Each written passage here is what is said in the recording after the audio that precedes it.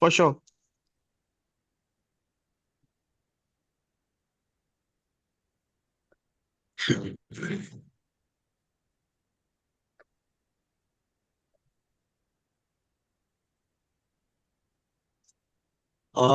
Respected chairperson, esteemed delegates from different universities, and the students, scholars, good afternoon to everyone.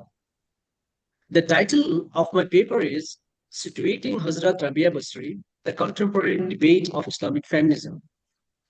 The idea is, I hope audible to you. Yes, sir. Yes, doctor, you are audible. Yeah. The idea is to bring about a kind of a correlation between Islam, Hadith, and Sufism. The paper introduces Islamic feminism and its emergence and builds upon the factors responsible for the rise of this movement, along with a list of proponents of Islamic feminism. The paper is premised upon private sources like the Holy Quran and Hadith, with special focus on Sufi takes on man-woman relationship in Islam, affirming the Quranic assurance to mankind. I quote, I will never deny any of you, male or female, the reward of your deeds. Both are equal in reward. There's a paper, the core part of the paper is that it argues that Islam accords equal status to men and women. Having said that, it is important to understand advocates of Islamic feminism demand women's rights, gender equality, and social justice grounded on an Islamic framework that is adhering to the norms of Sharia. However, by the mid 19th century, Muslims turned critical of restrictions on women in areas such as education, wedding, polygyny, concubinage, slavery, and so on. And counter arguments started pouring in from conservative Islamic feminists using Quran and prominent Islamic women such as Hazrat Khadija, Hazrat Aisha, and Hazrat Afsha, all trying to prove women's freedom and rights. Besides the Quran and Hadith, this paper utilizes the philosophy of Sufism as a cornerstone to claim that as a philosophical and spiritual concept, Sufism also claims equality of man-women status in Islam. Ibn Arabi, a major Sufi thinker, states that male and female partake equally in humanity and the divine potential, thus forging ground for equality of both male and female. Coming to the objective of the paper, the paper attempts to understand and interpret Islamic feminism in the light of the Quran, Hadith, and Sufism. Number two, it evaluates and analyzes the facts that contribute to the rise of Islamic feminism. Number three, it situates Sufism in the debate of Islamic feminism.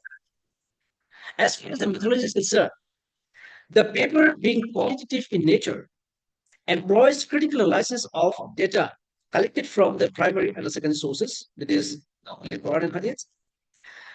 The investigation is situated at the intersection of literary studies, theological studies, and civilization studies.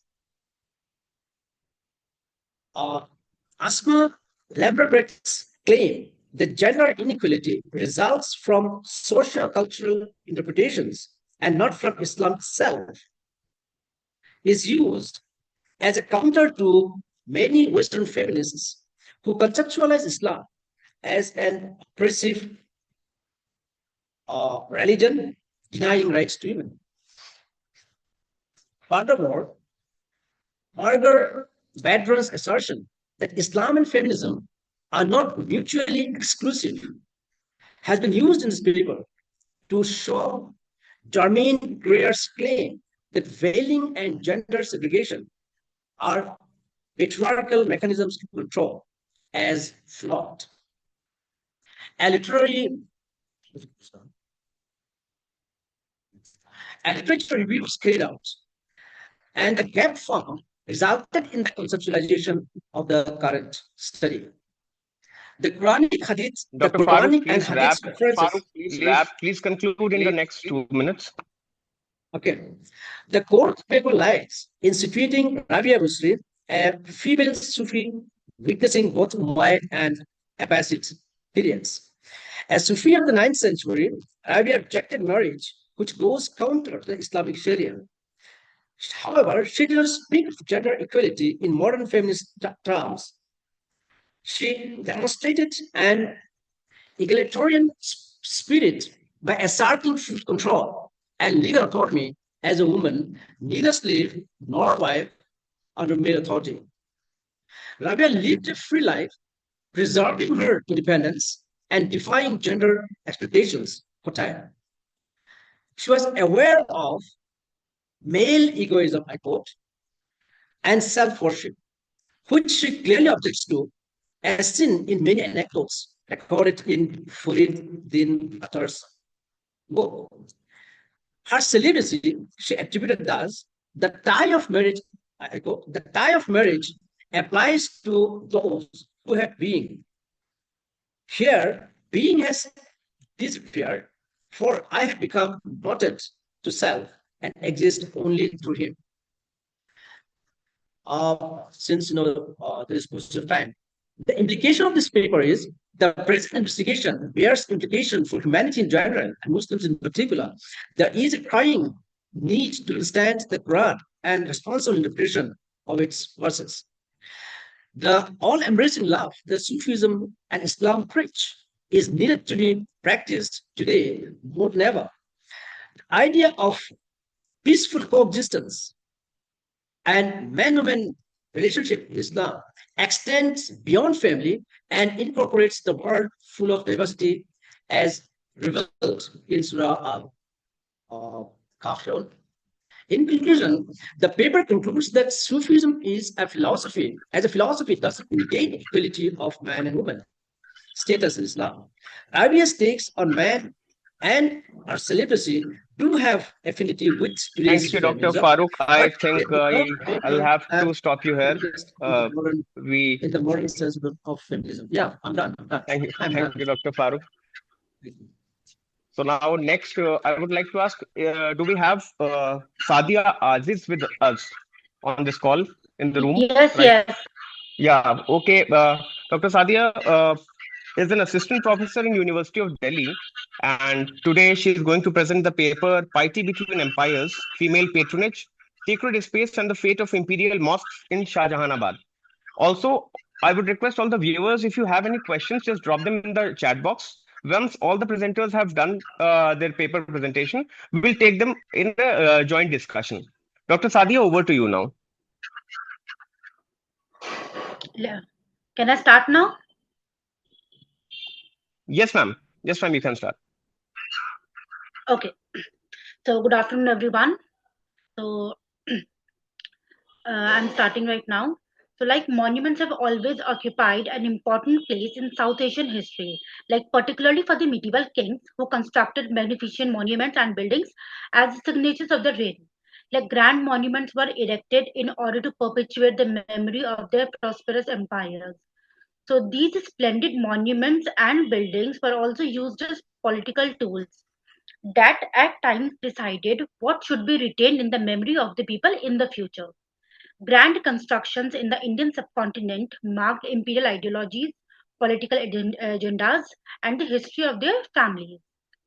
So, focusing on the Shahjahanabad, so it was the last of the seven cities of Delhi established by the fifth Mughal Emperor Shah Jahan after the commencement of his rule in AD 1628. So, like great planning was involved in the making of Darul Khilafah with the Red Fort situated at the most strategic position to command the entire city to the higher pedestal, indicating the majesty of an imperial capital.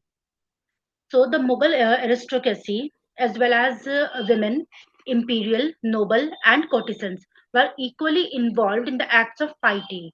They also came up with the idea of construction of mosque within the fortification of Shahjahanabad. So altogether, we see a new pattern of female piety emerging in Shahjahanabad from the second quarter of the 17th century. So Muslim women between the empires like the Mughal and the British engaged in various activities of piety by not only constructing mosque but also other public institutions such as a sarai, dargah and gardens as part of their charity, a major component of the Islamic pietistic world.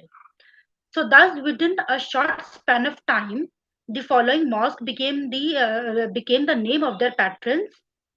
They were constructed in the close vicinity of the largest mosque of Delhi, that is Masjid Jahanuma, or commonly known as Jama Masjid, that were Masjid Fatehpuri, Akbarabadi Mosque, Zinatul Mosque, and Moti Masjid. So these mosques, being architectural marvels, have the perfect calligraphic designs, and the Quranic inscriptions represents the perfection in the craftsmanship. With the growing density of the population in the other pockets of Shahjahanabad, other mosques were also constructed by the artisans and other members of the civic society, such as Dhobiyon ki Masjid, Mochiyon ki Masjid, Masjid Ahle Hadith, Shia Masjid, etc., to cater the needs of the increasing population. It might also indicate the growing differences in the caste and class basis, as well as the sense of identity and also the prosperity being experienced by the newer social groups. Thus, the enclosed city of Shahjahanabad was flourished with numerous mosques almost in every locality, catering to the needs of the sectarian groups, the people with sub-sectarian identities, artisans, etc. So, from the time of the inception of Shahjahanabad in 1648, the Mughal women have played an important role in cultivating the cultural and social spaces of Shahjahanabad and left behind them a remarkable history of their constructions, wealth, and the power enjoyed by them. They could inherit properties which gave them the independence to spend it on the patronage of the arts. They patronize arts and culture, imperial buildings, sarais, gardens. But the most and part of them of piety were the mosque. Mosques have also been the prominent landmarks of the new capital city of Shahjahanabad. And of these, the most important and magnificent congregational mosque of the city were constructed by the Begums of the Mughal reign. So Mughal royal ladies, and later other women of Shahjahanabad have enjoyed the power and wealth from the very beginning. They have contributed much to the physical and cultural fabric of the city of Shahjahanabad. They not only patronized the art and culture, poetry, writers, calligraphists, learned men, gardens, sarais, imperial buildings, but also emphasized and given importance to the construction of mosque in the city of Shahjahanabad. Like Shah Jahan's daughter Jahanara commanded great influence and resources. Her wealth enabled her to patronize works of learning, particularly Sufi works, as she had leanings towards Sufi path. She was responsible for conducting some architectural projects of the city, such as most prominent among them was the Chandni Chowk, which was demolished in the uprising of 1857 by the British. She also constructed a garden outside the city walls of Shahjahanabad known as the Tis Hazari Bagh. Jahanara's sister Roshanara also constructed a garden outside the walls of the city. So the next generation of the Mughal royal ladies also continued the tradition of sponsoring construction and learning. Like Aurangzeb's wife Aurangabadi Begum built a mosque near the Lahori gate of the city. His daughters also patronized many writers, poets, calligraphists, and learned men and commissioned several important books and tracts. So the moving forward, the 18th century was a period of chaos in the history of India, as it was looted and plundered by the Persian invader Nadir Shah and many other plunderers. But the Sadia construction ma'am, of please mosques, conclude in the next 2 minutes. okay, but the construction of mosques or imperial buildings on their part did not stop. The royal ladies of the 18th century continued to be patrons, as we see the Qudsiya Begum also. Then moving towards the next generation, there were also other some important and prominent women patrons of the 19th century, of which Mubarak Begum was one of them, which was not a Mughal princess.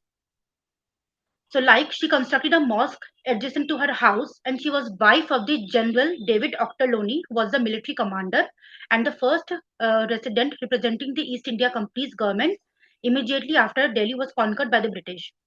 Another prominent figure of late 18th and 19th century was Begum Samru. She was also married to a European military freelancer, Walter Sombre. So she also constructed several mosques and several secular structures. So, in this way, these mosques became an important part and played an important role in the city of the Shahjahanabad. They not only played a religious role but were more than a place for prayer, as they formed the locus of urban community of Shahjahanabad. They were the place for meeting. Also, a variety of relationships could get cemented within and through these structures. Equally important were its political functions and legitimacy for the ruling power. During the uprising of 1857, these mosques women patrons or prince of the kings of the or emperors of the Mughal emperor were confiscated during the uprising of 1857, as the British considered that these sacred structures were the place where the conspiracies made against them. So the Sadia ma'am, तीन famous I mosques, think that three we famous should mosques which I have. conclude now. Okay, so basically Yes, to ma'am. conclude, I can say that women, including women princes, not girls, courtesans, all were included, not in the acts of piety. Not only they were constructing these sacred structures, but they were also equally involved in constructing secular structures. Like the famous example is Chandni Chowk and the gardens in Sunrise. Thank you so much. Thank you so much, Sadia ma'am. Now, as our next presenter, I would like to welcome Dr. Mustabshira Siddiqui. She is an assistant professor in Taiba University, Saudi Arabia, and the topic of her presentation will be Women of Different Ages, a critical study of Islamic feminism with special focus on five featured women. Dr. Siddiqui. Yes, can you hear me? Yes, you're audible, ma'am. Can you see my slides? Yes, ma'am. Please present. Okay, thank you so much. So since you are giving a very small time, I'll immediately begin. Basically my study is about five featured women in Islam. It's like I have taken from before ages, like Middle Ages, when we have women like wife of Pharaoh Asiya. So I would like to begin directly from the introduction here. Just give me a minute. Okay. So first thing I would like to talk about Islamic feminism. Islamic feminism seeks to reconcile women's rights, empowerment, and social goals within the Quran and Sunnah framework. The Quran repeatedly emphasizes the moral, spiritual, and social equality of men and women while highlighting exemplary women as models. This paper focuses on five women from different eras and contexts, analyzing their lives, character, and impact. The study also examines how classical tafsir and hadith literature present these women as active participants in their spiritual and social environments. By comparing their lives with contemporary Islamic feminist perspectives, this paper demonstrates how historical precedents can inform modern discourses on gender equity and women's leadership in Muslim societies. So, the first female I would like to talk about is Maryam bint Imran, the mother of Prophet Isa alayhi salam. He was always called by his mother's name. That is very empowering that he is always called Isa bin Maryam, not by his father's name because he has no father. So the biographical note talks about how in that time when Maryam was there, Hazrat Maryam was there, and how she was considered as a child who was, given to the mosque, Masjid Aqsa. Today we have Jerusalem given to the mosque, and she was prepared as, a woman of piety and purity. And then she gave birth to Isa alayhi salam without a male intervention, which was very unusual of that time, so that she's the only woman who's been, addressed in the Quran directly, and she's also dedicated a chapter of the Quran in her name. So, Maryam bint Imran is the only woman mentioned by name in the Quran, and the entire chapter of the Quran is dedicated to her as Surah Maryam, born into a family of Imran. She was devoted from childhood to the worship of Allah, renowned for her chastity, piety, and unwavering faith. Maryam was chosen by Allah for a unique mission to bear Isa alayhi salam without a human father. She represents spiritual purity, obedience, and resilience. These are her important features. She was the embodiment of spiritual strength and divine motherhood, faced societal judgment with unwavering faith. When she brought Isa alayhi salam in her lap to Jerusalem, everybody was mocking her. And on top of that, she, preserved her dignity.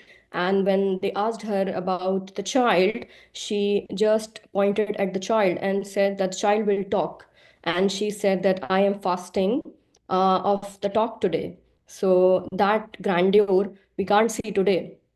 So that is something the first woman represents that I am talking about. The first woman of this talk is Maryam bint Imran, and she stands for the chastity, obedience, moral courage, and her purity and devotion, and yet became the mother of a prophet. The historical context talks about Maryam lived during when women's spiritual contributions were often marginalized. So why Allah sent Maryam like this in this age? Because this was the time when women's contribution, especially spiritual contribution, was marginalized in the society. When Maryam alayhi salam, she was living, most of the time women were not even allowed in the mosque. So she was the first woman whose mihrab has been built by her uncle Zakaria alayhi salam, and she was allowed to pray in the mosque. That was the breaking of the barrier of her time that Allah has sent her, and then she was blessed with a child without marriage. So that was something, a breaking of the barrier of the society which she was living in at that time. And then these were the verses which were sent for her. And mentioned when the angel said, "Oh Mary, indeed Allah has chosen you and purified you and chosen you above the women of worlds." And then the other verse which talks to Maryam, "And Mary, daughter of Imran, who guarded her chastity, so we breathed into her of our spirit, and she believed in the words of her Lord and his scriptures and was the devoutly obedient." So this was, at the time when women were not even allowed to pray in the mosque.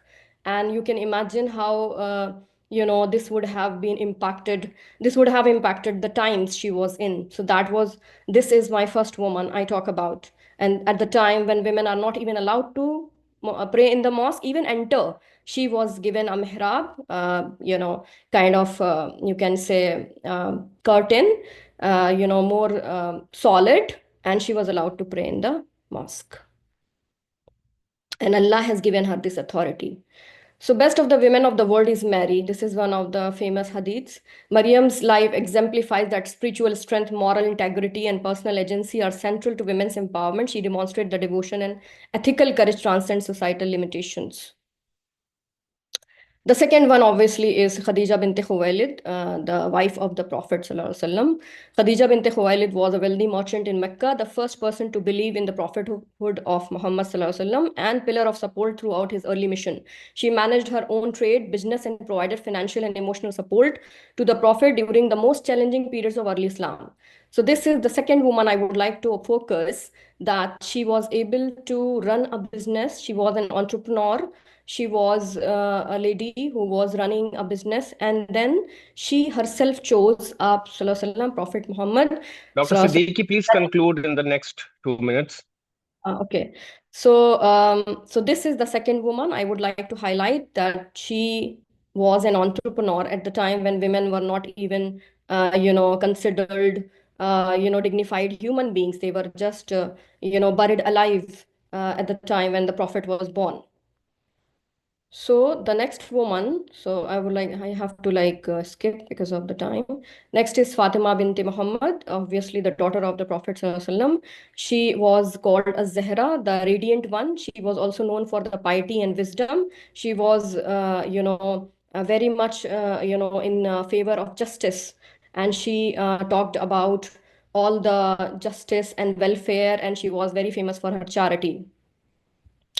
The second one, the fourth one is Asiya, the wife of Pharaoh, which was, mostly we don't talk about her, but she was also one of those women at the time of Pharaoh in Egypt, that she disbelieved in Pharaoh, who considered himself as God, and she, believed in Moses, Prophet Moses, alayhi salam, and she was tortured and oppressed for believing in, in one God.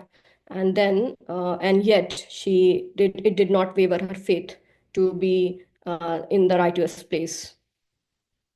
And then we have Aisha, the fifth woman, Aisha binti Abu Bakr, obviously the wife of the Prophet ﷺ. And she was, this woman, she was the best scholar and the woman scholar at the time when women were not even allowed to be, exposed to the education system. She was a scholar. She has presented over 2,000 hadiths of the Prophet, and she talked about the jurisprudence. She was a teacher, she was a scholar, she was, a counselor to the women and men both at the time when women were not even given education properly. So these are my five women. I'll give like a comparative summary of five women. Mariam stands for spiritual strength and divine motherhood.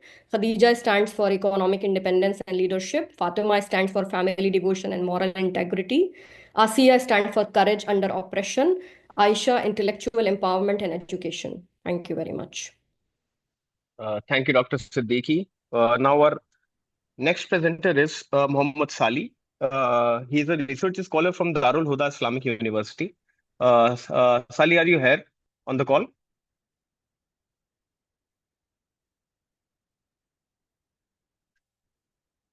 Are you here on the call, Sali? Sali, sorry. I think he's not available right now, so we'll come back to him.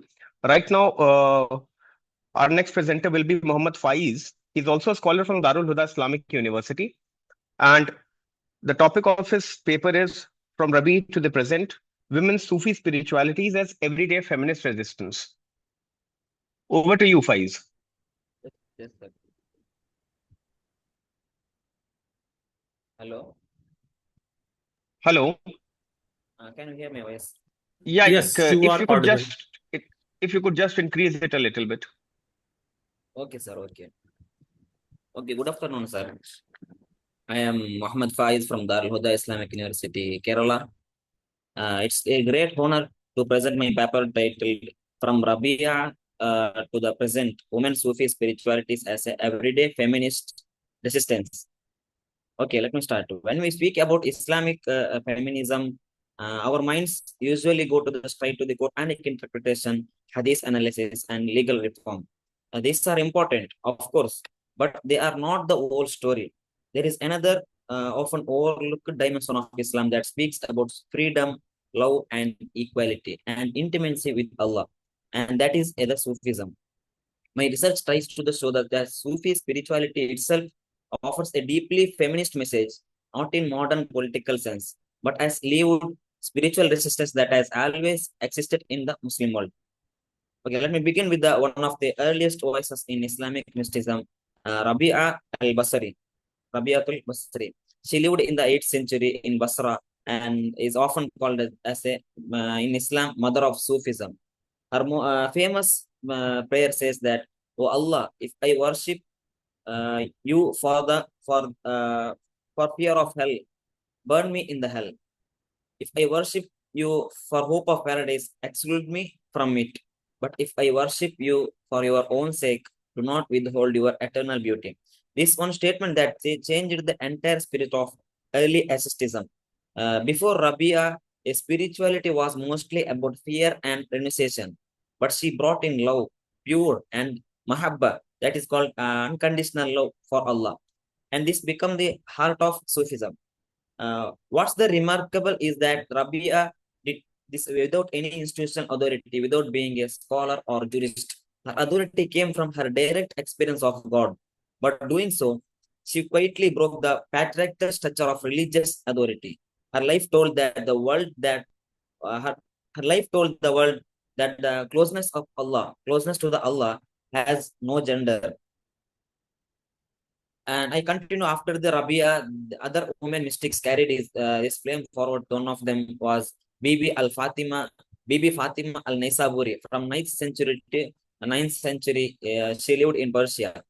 She was known as the teacher even to the male scholars, which was revolutionary in her time. Her saying was, he who truly knows himself is silent concerning all else. It shows that how these women turned that self-knowledge, in Arabic that called ma'arifa, into a sacred form of empowerment. So we see that even in early Islam, women were not merely the followers; they were the leaders of the soul. They made wilaya. Wilaya means in English they will say sainthood, a matter of piety and love, not of gender or lineage. And also moving to the 13th century, a great Andalusian mystic, Muhyiddin Ibn al-Arabi, gave this spiritual experience a powerful metaphysical foundation. He wrote in his Usus al-Hikmah that the contemplation of God is most perfect in woman. Now, what did he mean? For Ibn Arabi, woman al-mar'atu is not a secondary. She is the manifestation of divine mercy, a mirror reflecting God's beauty, a God's jamal and comparison. A woman is a mirror of God's rahmah. Even the Arabic word rahmah, which is in mercy, comes from the rahim, that whom. So divine mercy is linguistically and symbolically is a like linking to the feminine. When we read this through a feminist lens, as scholars like Saadia Sheikh have done, it becomes clear that Ibn al-Arabi's theology dismantles the patriarchy from within. He is saying that the feminine is not be dominated or hidden. It is a reflection of divine itself. And also then we have a Jalaluddin Rumi, whose poetry brings this metaphysical vision to the life. He says that woman is a ray of God. She is not that earthly beloved. She is a creative, not created. For Rumi, love is not emotion. Love is not a emotion. It is a path to God. Through the love, ishq we call through the love, the ego dissolves and the seeker becomes the genderless. He calls us to the burn away from separation and include the separation of male and female.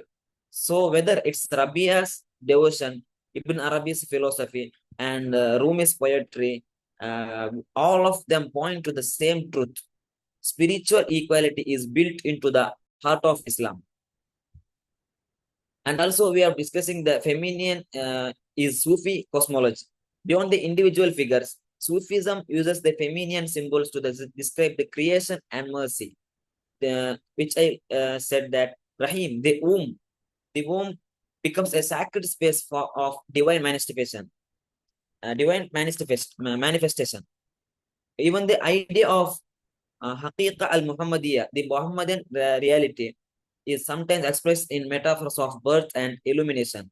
So the feminine is not just a biological, it is a cosmic.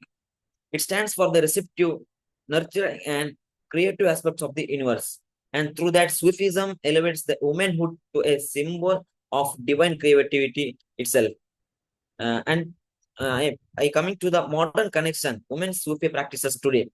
Now, this may all sound historical or poetic, but my paper connects it directly to the present day. In many Muslim society, women gather for dhikr in majlis, the remembrance of Allah, dhikr, the remembrance of Allah, in circles led by a woman themselves. These gatherings are not just spiritual; they are also social statements. By taking the leadership in spiritual practice, women reclaim sacred space that was often denied to the institutional religion. In South Asia and Africa, for Faiz, example, please conclude in the next 2 minutes. okay, sir, okay. Women led the majlis, that they call later majlis, gatherings, organize urus ceremonies at the shrines and engaging in the healing rituals. Even on digital platforms like Instagram or YouTube, the Muslim women are today were sharing the reflections, leading discussions, and curating online spaces for spiritual growth. I call this is digital Sufi feminism, where the act of zikr itself become a form of resistance. Because to remember Allah directly without meditation is to declare, I don't need permission to reach my Lord. Everyday feminist resistance, this is what I mean by everyday resistance in my title. It doesn't always look like a protest or activism. It's often quite subtle and spiritual. When a woman closes her eyes and remembers Allah in dhikr, she is breaking hierarchy that says only men can lead, teach, and interrupt. When she loves Allah with the same intensity as Rabia, she becomes the part of centuries old chain of resistance, a chain that transforms the inner world instead of fighting the outer one. So, in this sense, Sufism not just compatible with feminism. It is a form of feminism. It is spirituality that liberates form of within. Okay, I coming to the conclude from the solitary devotion of Rabiatul Basri to the digital life, the digital dhikr, remembrance of Allah, circles of today. Muslim women have used Sufi spirituality to curve the space of agency, dignity, and divine connection. They have shown that spirituality itself can be resistance. Resistance through the love, through the presence, through the remembrance. I believe that Islamic feminism must continue to draw these mystical roots, because while laws and reforms are necessary, but the real liberation happens in the heart. When the heart realizes that Allah is closer than gender, culture, or power. And lastly, as the Quran says, "Ala bi dhikrillahi tatma'innul qulub," that truly in the remembrance of Allah, do hearts find rest. This remembers that the peace is ultimately form of equality. Okay, thank you, sir. Thank you, Faiz. It was a very nice presentation. Now, I want to ask, is Muhammad Salih here? Salih is here still, or has he not joined yet?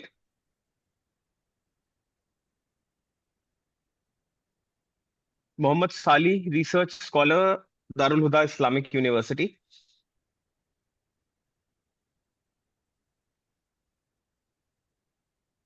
Okay, so I don't think that he has joined the session. So now I would like to invite my friend Anurag Singh, a fellow research scholar, Sarojini Naidu Center for Women's Studies, to take this session forward. Anurag, over to you. Thank you, Devansh, and thank you all presenters. You have presented very thoughtful and intellectual papers. And I would like to invite our chair, Dr. Muhammad Mushtaq, sir, to shed some light on our topic. Please, sir. There will, very good morning, good afternoon. There will not be a question. Sir, we are waiting for questions. If nobody asks, maybe people may ask during when you are setting some lights. But after presidential remarks, the tradition is that there will be no question answer. So Sir, if anyone have questions, sir, people might interested in your comments to ask some things to you. So,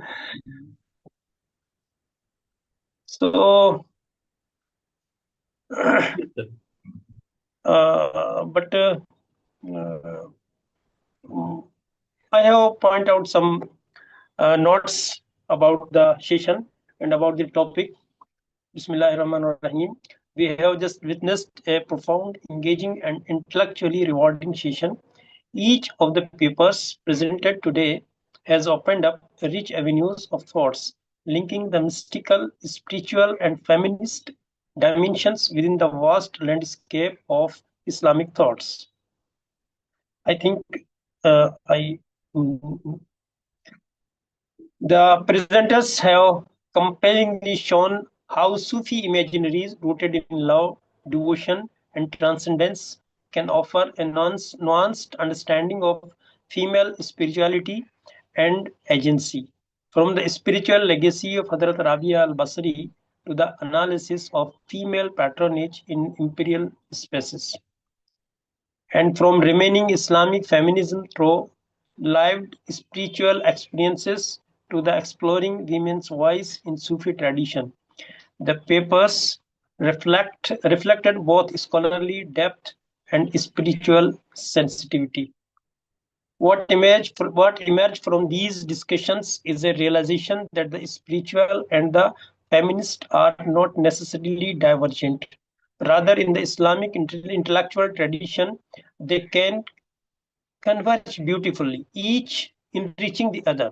The language of love and divine proximity in Sufism provides an ethical and effective framework that transcends spiritual readings and offer new modes of empowerment rooted in faith and inner illumination. Women Sufis have made significant contribution to the development of Sufism. However, it is a striking fact that their contribution have rarely been documented. Most classical historians of Sufism have focused on male mystics, paying little attention to female Sufis. Among the Sufi historians who have preserved the memory of women mystics is Abu Abdurrahman as-Sulami, who compiled a comprehensive and exclusive work entitled Zikru Niswati Sufiyat al-Mutabbidat.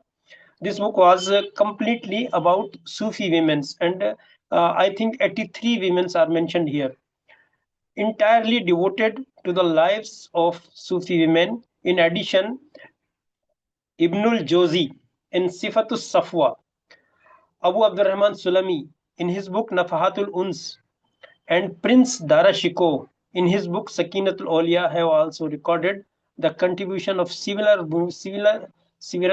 women mystics.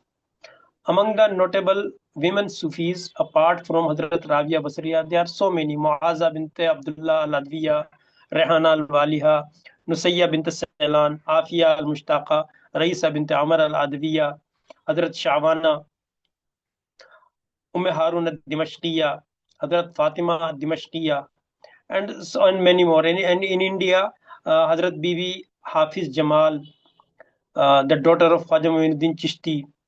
Likewise, Hazrat Bibi Zulekha, mother of Hazrat Nizamuddin Auliya, Hazrat Bibi Jamal, and sister of Mia Mir Qadri, who laid the foundation of Golden Temple. Hazrat Bibi Jamal, she was also very great Sufis of her time. Princess Jahara Begum also was a very great Sufi, and she wrote an exclusive book about Khwaja Ajmeri. She was in Qadri order, and I would like to commend all the presenters for their rigorous scholarship and the aperture for their careful observation and synthesis. My gratitude also extend to the organizers and audience for sustaining such a reflective and inclusive intellectual environment. Let us hope that sessions like this inspire further interdisciplinary work where gender, spirituality, and Islamic thought meet in meaningful dialogues, continuing the tradition of inquiry and compassion that define both Sufism and Islamic philosophy. I congratulate all the presenters. Most of them very specific about their topic, and they presented their views in an academic way and in and good language, good style, and probably most of them were strict to their times. Thank you very much for all.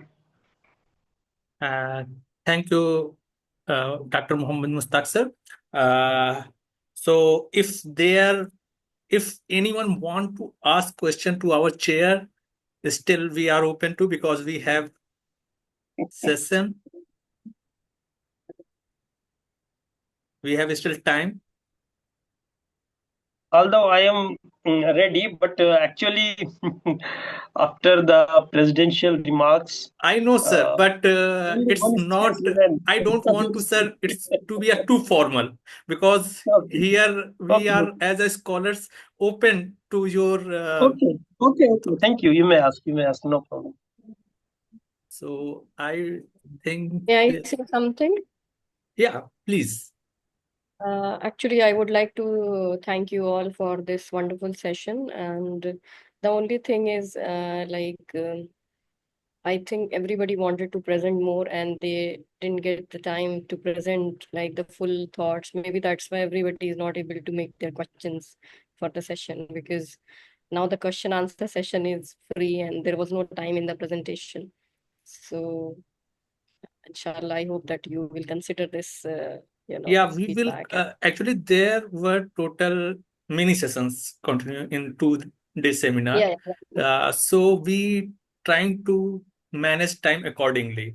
Actually, we had a session recently. I think 1 week back on towards equality report. So at that time, it happened that some sessions extended too long. So that's why we tried uh, to I stick to the understand. time. The only thing I am observing is that nobody has any questions because nobody was able to listen to No, the sometimes presentation. it's take a time. It take a lot of time to thought and to ask questions. So, but anyways, I would like to present my vote of thanks if there's no question. So it was my great pleasure and privilege to extend a heartfelt vote of thanks at the conclusion of this enriching session to be on Sufism, Imaginaries, and Feminist Spiritualities.